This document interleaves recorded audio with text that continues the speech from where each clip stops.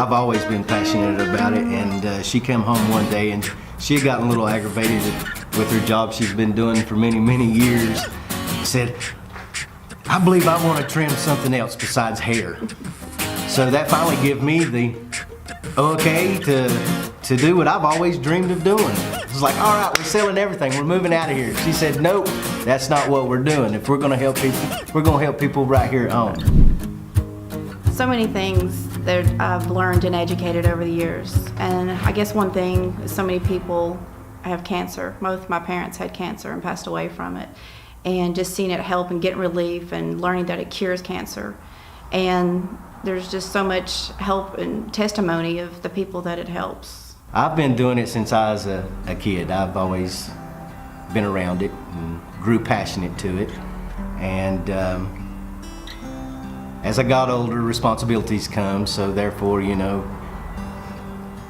kids and being a father kind of sheltered that part of my life. And the wife started getting passionate about it and seeing it help others, so. We're walking into the lab here today. This is where the clones live. My goals for the T-Pad is to educate. Number one is to educate.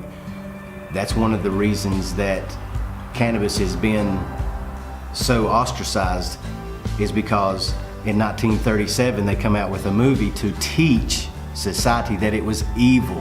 And now I'm here to bring back history and use history to help educate people that they were wrong about the T-Pads and cannabis, that it is a good thing. Climate controlled area, we gotta stay at a certain temperature. This is just a tub that I got going to release moisture into the air. This is my little chair, back-breaking work.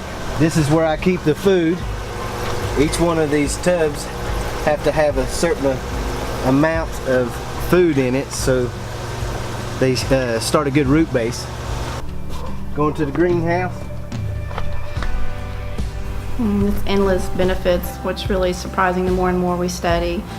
Just the health benefits and having safer homes to live in for our families, and just the plastics and the paper. I just think it would help so much. Yeah, I can't wait to get that field out there going. I'm gonna put my monster right here. That's the one I'll really baby. We'll see who out there in the country can get one like this East Tennessee boy can get. I'm hoping about 15 foot by 12 foot. It's historical. It came from the Prohibition era.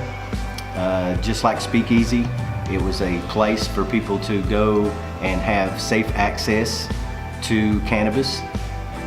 Just like Speakeasy was a safe access place for people to go drink alcohol. This is the greenhouse. This is where all the mamas live. We have a couple different strains. We have a Franklin over here, Sweet over here, T1's in the back. Brought these in from Colorado. This is a new genetic to Tennessee. These are older mothers. This is a Trump hemp, T1. That's what it's called in the industry. This one runs about 14.4% CBD, and I'm hoping to push that to about 16% CBD. And with the Tennessee new law of a 0.6 will allow me to go past that threshold and be able to push it as hard as I can. So I'm hoping she'll probably end up being about 5% THC. This day and time, we want like a healthy place that people can, a social place they can come and learn about hemp and all the benefits from it. Out of 200 plants that I brought in, I pheno hunted and found one that I really liked. It ended up being a sweet, but it has a perfect structure to it.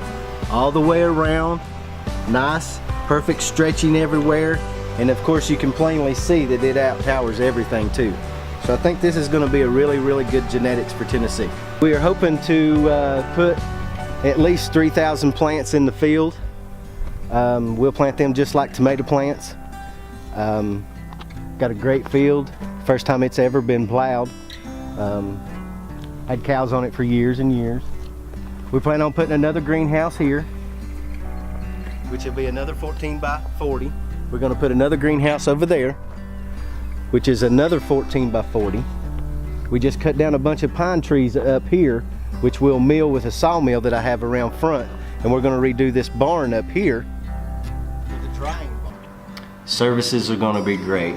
They're going to be Ma and Pa, family-oriented type services, so you feel that you're at home when you come to the T-Pad.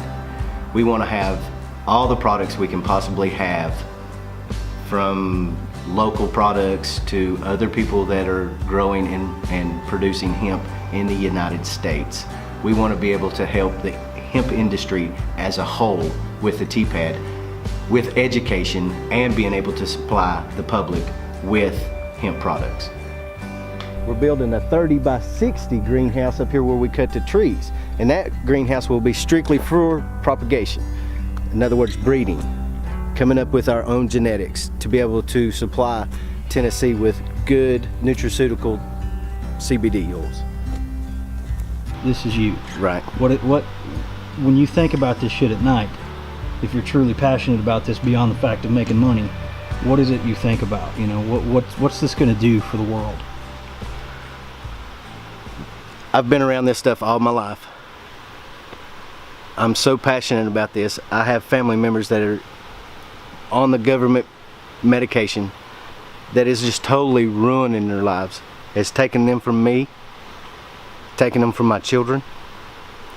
So I'm gonna do everything in my willpower to bring God's medicine to the people, because the people need it. The government has done nothing but strip us of God and what God can do for us. I know this stuff will help people on the pills and the opiates that they're wanting. I talk to them every day, and they're so thankful for what I'm doing. And if there's any way that you guys can help in bringing God's treatment back to the people, please do so. If it's just coming out and sharing your stories with us to give us passion to help, please do. Know that we're here for you.